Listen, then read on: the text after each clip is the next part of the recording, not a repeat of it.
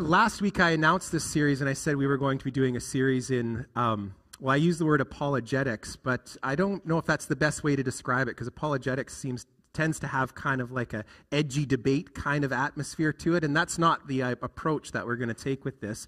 But what I've done is I've sort of thought through many of the common obstacles to faith that I hear people who are not believers share with me when I speak to them about what I believe about Jesus and so on. And so this series is called Reasons to Believe, Thoughtful Answers to Common Obstacles to Faith. And over the next number of weeks at our church, we're just going to be looking at what the scriptures have to say about some of the common obstacles that people experience when they start thinking about whether they believe in God or not, whether they want to follow Jesus or not. And hopefully this is a ministry both to us who do believe to start thinking through some of the deeper roots of our faith and why we do, but also if you have someone in your life maybe who's not a believer, this could be something you may want to direct them to and say, hey, give this some thought, and it may become some good conversation starters for people in your life who perhaps are not believers. So hopefully this will be a ministry to us all as over the next 4 or 5 weeks we explore some thoughtful answers to common obstacles to faith. And for this morning, we are going to be looking at Psalm 19. We're going to be reading verses 1 to 11. And if you have a Bible with you and you'd like to follow along, you can turn there now. And let's hear the word of the Lord together. Psalm 19, verses 1 to 11. The heavens declare the glory of God. The skies proclaim the work of his hands. Day after day they pour forth speech. Night after night they reveal knowledge. They have no speech, they have no words, no sound is heard from them, and yet their voice goes out into all the earth, their words to the ends of the world. In the heavens God has pitched a tent for the sun. It is like a bridegroom coming out of his chamber, like a champion rejoicing to run his course. It rises at one end of the heavens and makes its circuit to the other. Nothing is deprived of its warmth. The law of the Lord is perfect, refreshing the soul. The statutes of the Lord are trustworthy, making wise the simple. The precepts of the Lord are right, giving joy to the heart. The commands of the Lord are radiant, giving light to the eyes. The fear of the Lord is pure, enduring forever. The decrees of the Lord are firm. All of them are righteous. They are more precious than gold, than much pure gold. They are sweeter than honey from the honeycomb. By them your servant is warned. In keeping them there is great reward. And may the Lord add his blessing to the reading of his word.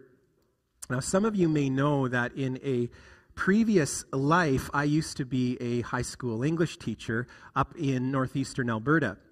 And I was a Christian back then, but I didn't really have a huge reputation for, wearing my faith on my sleeve, so to speak.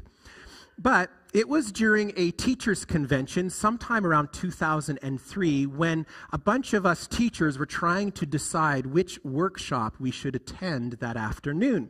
And someone pointed out that on the roster there was a science workshop being given by a teacher who actually had a double PhD, a PhD in some field in science and another one in theology. And he was going to present this workshop, and the title of the workshop was Creation and Evolution in the Science Classroom. And one of my colleagues, a guy named John, he was really keen on attending this one. Now, he was not a science teacher himself. He was an English teacher like me, and he wasn't a Christian. He was a self-avowed agnostic, which means he believed there might be a God, but you couldn't really know him. But he was chomping at the bit to go to this workshop, and he sort of talked all of the rest of us into it. Now, I was not a science teacher either, but I was a Christian, right? And so I was intrigued, and there was another colleague of ours, a guy named Steve, who was a science teacher, but he had zero interest in religion. And it was only because John was so insistent that he decided to go. So the workshop was at 1:30 that afternoon, and it was 12:15. And so we decided that we were going to go get lunch at the pub just around the corner beforehand. And I know what you're thinking. You're thinking, two English teachers and a science teacher walk into a bar. It kind of sounds like, the start of a bad joke. But I assure you this was no joke, because no sooner were we all sitting down at the table, but John looks at us and he goes, "Man, I am so excited about this workshop. In fact," he says, "I can't even wait. Let's get the discussion started right now." And none of us knew what to say. But it didn't matter, because John was doing all of the talking for all of us. He said, "I just can't see how there can't be some intelligent design behind the universe," he said. Really, something had to be responsible for all of this. He said, because everything has a cause, right? I'm here because of my parents, and they're here because of their parents, and so on and so on. Or this thing could only happen because that thing happened, and that thing could only happen because the thing before it happened. But the problem is that eventually there has to be something that didn't have a cause. Something that just was there without a cause, that got everything else started, or else nothing would exist. He said it's like someone had to get that first domino in the chain going. Well, no one knew it at the time, but John was actually expressing in layman's terms a very ancient argument for the existence of God. It was first articulated by a Greek philosopher named Aristotle, actually, and it is called the first mover unmoved theory. And the idea is, just like John said, there had to be something that existed first, that didn't have something that caused it to exist. Otherwise, the chain of things needing a cause would just keep going back forever and ever and ever, and nothing would have come into existence. Well, I don't know about you, but John found that argument pretty compelling. He just couldn't get past it. And I did too. But the others at the table were not so sure. Steve, the only actual science teacher in the group, Steve was especially unconvinced. But that I sort of took up John's cause, and that became sort of the start of a running debate between Steve and I. We would sort of hang out in the staff room after work, and we would just talk back and forth about all of the reasons why I did believe in God, and Steve would give all of the reasons why he didn't. And here is what it boiled down to for Steve: scientific evidence. In his opinion, there was just no convincing evidence for the existence of God. And, he said, until God could be scientifically proven to exist, he was quite content to remain unconvinced. Of course, Steve's not alone on that one, is he? Right? The question of so-called scientific evidence for God is a common obstacle to faith that many people, at least many people that I have spoken to, have when it comes to thinking about God. People, who are thoughtful, and they're educated, and they're open to the possibility of there being God if only they could be shown some empirical evidence. And Whitby Church, if you and I are going to love them the way Jesus loves them, then it wouldn't hurt for us to have spent some time thinking about this. What do you show them when they say, "Prove it to me"?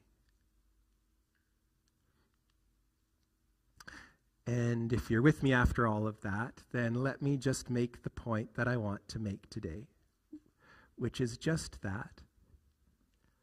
The Creator did not leave us without evidence.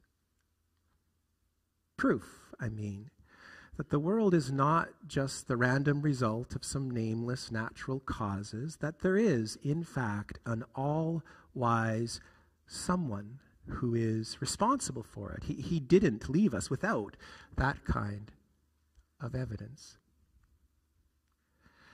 At any rate, that is certainly what the author of Psalm 19 thought here. And we don't have to unpack everything in this Bible passage for today, but do notice the first 4 lines of the passage, and I quote, "The heavens declare the glory of God," it says. "The skies proclaim the work of his hands. Day after day they pour forth speech. Night after night they display knowledge." In other words, look up at the star-crammed sky in the middle of the night, he says. Look at the utter awesomeness of this universe and just ask yourself, who do you think is responsible for this?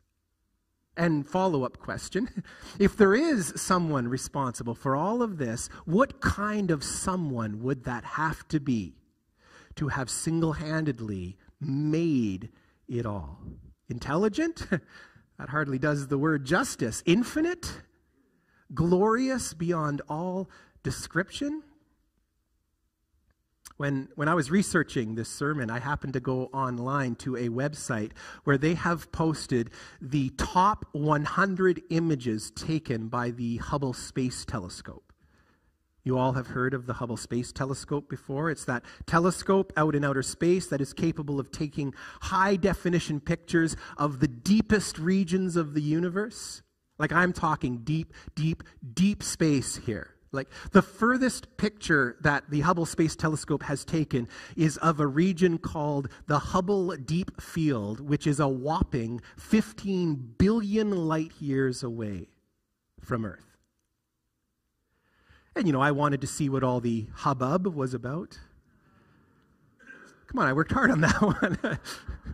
Anyways, I did want to see what all the hubbub was about. You should too, because I went online to view the top 100 Hubble images, and like 3 hours later, my jaw was still hanging open. I mean, look at this one photo up here of what's called the Westerland 2 star cluster, which is actually a part of our own galaxy, the Milky Way. It's only a mere 20,000 light years from Earth, and it contains over 30,000 stars in it. It's a stunning picture, isn't it? But it is small potatoes compared to this image of they call it the NGC 3603 star cluster. I had to look that one up. And it's also just a corner of our own Milky Way galaxy, and it contains over 8,000 stars in it. And we haven't even left the Milky Way yet. Here is a photograph of what is known as the Ultra Deep Field. It is the deepest photograph Space Hubble has ever taken.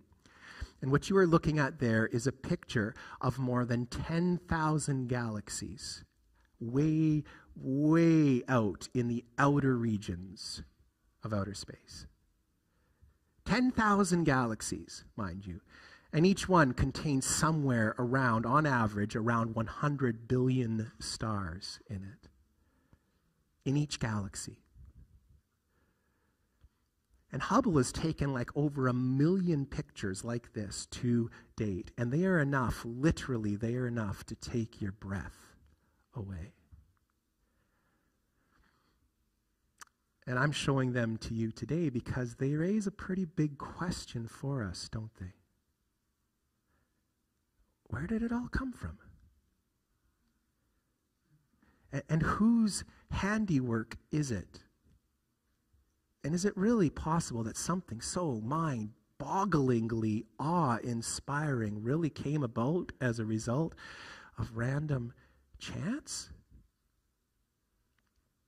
A number of physicists would say, no, it's not possible. I read a book a while back by a physicist named Hugh Ross. He's a guy who's got a PhD in astrophysics from the University of Toronto. And in his book, Improbable Planet, he makes all kinds of observations about how finely tuned our universe is to support life. Almost as if it were perfectly designed for just that purpose by a brilliant architect. Like, for instance, he points out that the total mass of the universe, with something like 50 billion trillion stars in it, all told, it sort of seems like a lot of wasted stuff when you think about it, right? Until, he says, until you consider that And I'm going to quote Dr. Ross verbatim here because I don't want to pretend that I understand the science.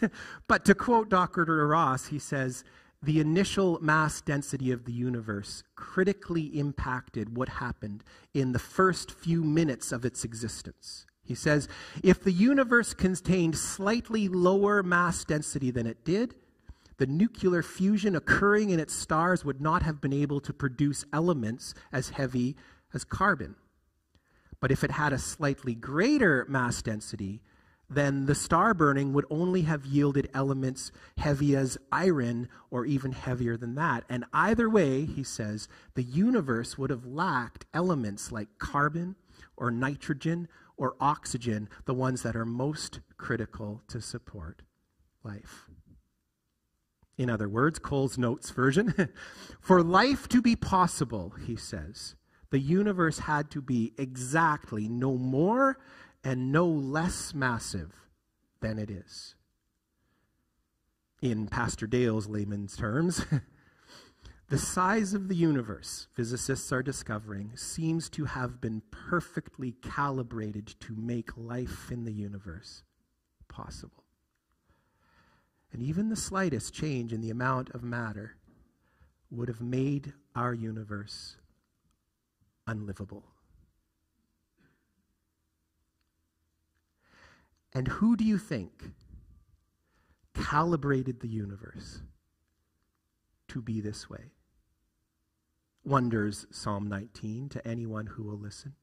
In another place, Mr. Ross argues that based on what scientists know about the laws of physics that were in operation in the moment of the Big Bang event that started it all, there had to be some extra dimensional, that is to say, existing outside of the three dimensions that we know about, there had to be some extra dimensional power at work, or else, according to the laws of physics themselves, the matter of the Big Bang would have collapsed in on itself instead of spreading out the way it did. And who was that, do you suppose? This extra-dimensional power that kept the universe from collapsing in on itself in those first nanoseconds of its birth? Of course, I will admit that none of this, really, none of it in and of itself is scientific evidence for a creator. At least, it is quite possible, if you wanted to explain it all away, right?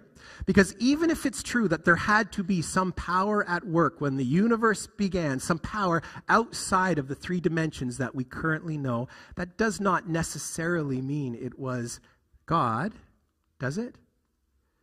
And just because all of the conditions for the universe to support life were perfectly there when the universe began, that doesn't mean that God was behind it, does it? Like, why can't there just be some scientific explanation for these things that we have not yet discovered? And, you know, once we know the scientific reason, then we can sort of sweep the God hypothesis under the rug, right? Right? Incidentally, this is called the God of the gaps theory, from what I'm told. The idea is that God is just the answer that people resort to when they don't know the scientific explanation for something. Like, you know, we hear thunder up in the sky, and we don't know that it's really just the sonic shock wave caused by the contracting air surrounding a lightning bolt when it discharges its energy. I had to look that one up, by the way, this week. But we don't know what it really is, and so we don't know the scientific explanation. We just resort to some supernatural explanation, right? And we say, oh, that's Thor, the god of thunder, up there banging away on his hammer, right? And then when we learn the real scientific explanation for thunder, the God hypothesis becomes unnecessary. God is just what we use to explain the gaps in our scientific knowledge, the theory goes. Actually, I have a friend who is not a believer, and recently he explained this all to me in very careful terms. The God of the gaps theory. And I kind of scratched my head, and I thought, well, maybe, but that is kind of stacking the deck against the possibility of God, isn't it? I mean, imagine you say to me, well, there's just no scientific evidence to prove that God exists. Show me the evidence. And then I point to this thing or that thing that science can't explain. And I say, look, that shows that there is an intelligent designer responsible for the universe. And then you say, well, yeah, but you only attribute that to God because we don't yet know the scientific explanation for it. Well, you've kind of created like a closed loop, haven't you? Where you start out assuming that God does not exist because there's no scientific evidence for it. And then anything that suggests that God does exist, you just chalk that up to something that science hasn't yet explained. I mean, it doesn't quite seem like playing fair to me. But here's the thing. I could actually lay out all of the scientific reasons why faith in God makes perfect sense. And for the record, the list is actually pretty long of scientists who have looked at the evidence and have concluded that whatever else is true, this world did not just happen by chance. I already mentioned Dr. Ross, the PhD credentialed astrophysicist. I could add Francis Collins to that list. If you haven't heard of Francis Collins, he is the American geneticist who directed the Human Genome Project, which in 2003 mapped the entire sequence of the human DNA. And his conclusion, after 3 years of studying the human genome as his life's work, his conclusion was, and I quote, "The God of the Bible is also the God of the genome. He can be worshipped in the cathedral as much as in the laboratory. His creation is majestic and awesome and intricate and beautiful." I could add the world-renowned climate scientist Mike Hume, who wrote, and I quote, "I believe because I have not yet discovered a better explanation for beauty and truth and love, other than that they emerge in a world that was created by a God who personifies beauty and truth and love." And I could add more to the list and more, but the problem is that the scientific evidence does not speak for itself, does it? Even the psalmist said, they have no words. All evidence has to be interpreted. And if my friend Steve, just to go back to my opening anecdote, if Steve has decided from the outset that the only explanations for life that count are the scientific ones, that the supernatural cannot be considered because the supernatural by default does not exist.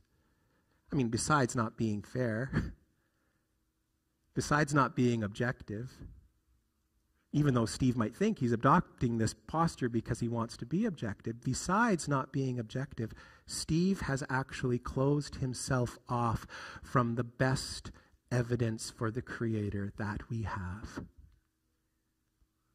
Because the psalmist, you will note, does not present scientific evidence for God here, does he? The heavens declare the glory of the Lord, he says, but that is just child's play compared to the real evidence for God that we have. And what is it? In verses 7 and 8 and 9, where does he point for the best evidence of the Creator that is? The way that acknowledging God in your life brings joy to your heart and light to your eyes and refreshes your spirit. I'm talking here about what it is like to encounter God yourself, to encounter him yourself and to know him personally. I quote, "The law of the Lord is perfect, refreshing the soul," it says. "The precepts of the Lord are right, giving joy to the heart," he says, because there is an evidence for the existence of God that goes far beyond the measurable facts of science. It is the way that experiencing God changes us enlightens our eyes, is how the psalmist would say it. That's the evidence that he seems to think matters most. The evidence of a personal encounter with our Lord. I'd like to close with that thought today. Because I don't know, but it may be that you have some Steves in your life. For all I know, you might be a Steve yourself. And this is the evidence, I think, this is the evidence that is going to make the difference for anyone in Steve's position. It is the light that comes into your life when you know the Lord. If you want proof, you have to start by getting to know him. And if we want to offer proof, it has to start by the way he is at work in us. That is certainly the proof that convinced Jack, anyways. You all know Jack, but you may not know. He would go on to become one of the most famous Christian intellectuals of the 20th century. But before he became a Christian, he was a very settled, decidedly academic atheist who was quite convinced that there was just no good reason to believe. He was an English lecturer at Oxford, actually, way back in the 1930s, and he happened to form an unlikely friendship with another famous Oxford professor, a guy named JRR Tolkien, who was, of course, he was the genius behind the Lord of the Rings books, right? So Jack and Tolkien became close friends, despite the fact that Tolkien was a devout Christian and Jack was, as I say, a rather argumentative atheist. But they both shared a passion for English lit, and through Tolkien's influence, Jack's heart began to soften towards the Christian message. Not that Tolkien ever presented any scientific proofs for God, mind you, but his life. The way Tolkien communicated the deep purpose, right, and the profound meaning that he had found as a follower of Jesus Christ. That was something that Jack could not argue away. And then slowly, Jack began to realize that Tolkien wasn't alone. Like, Jack was an English prof, remember? And so he started taking stock of all of the English poets that he most especially loved to read. Guys like John Milton, for instance, and John Donne, if any of those names mean anything to you. He loved them because of the brilliance of their poetry, he writes. But then one day it sort of dawned on him that they all happened to be Christian poets, too. He says, I always thought I loved them in spite of their Christianity, but it gradually began to dawn on me. Maybe I love them because of their Christianity. Like, maybe it is their faith in Jesus, actually, that makes their writing so compelling.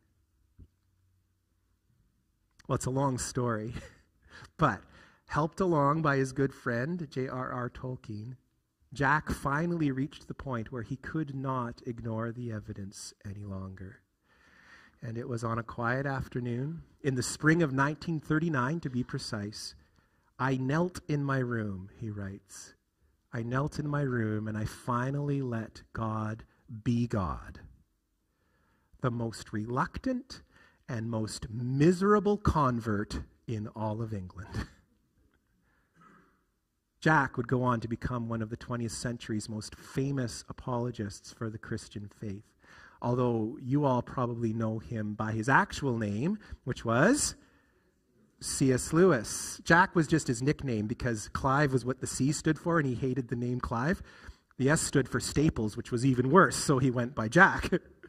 But C.S. Lewis, the author of books like Mere Christianity and The Problem of Pain, he is still remembered today for the brilliant way he had of saying the very same thing that the psalmist is saying here, that the Creator did not leave us without evidence. But remember, for him, it was not the scientific evidence that convinced him. That came after. What convinced him was the way he experienced God in the beauty of this world and in the lives of his followers, and especially in the love of a good friend. Things that there was no real scientific explanation for, but they seemed to satisfy the deepest longings of his soul. Can I just suggest that this is where we need to start too, if we want to find proof for God? We start by opening our hearts to him first, right? By letting him into our lives, and then letting him open our eyes to all of the ways that his creation cries out in testimony to him. Let's pray. And as we pray, I'm going to invite the worship team to come and lead us in some songs as we respond to what we've heard. Lord, we thank you for your presence in this place. Holy Spirit, would you move in our hearts? Prompt us to be people of prayer for those who in our lives who are like Steve was or Jack was. And if we are wrestling today with questions of proof, we ask, Lord, that you would speak to us, especially there in this moment. We pray it in Jesus' name. Amen.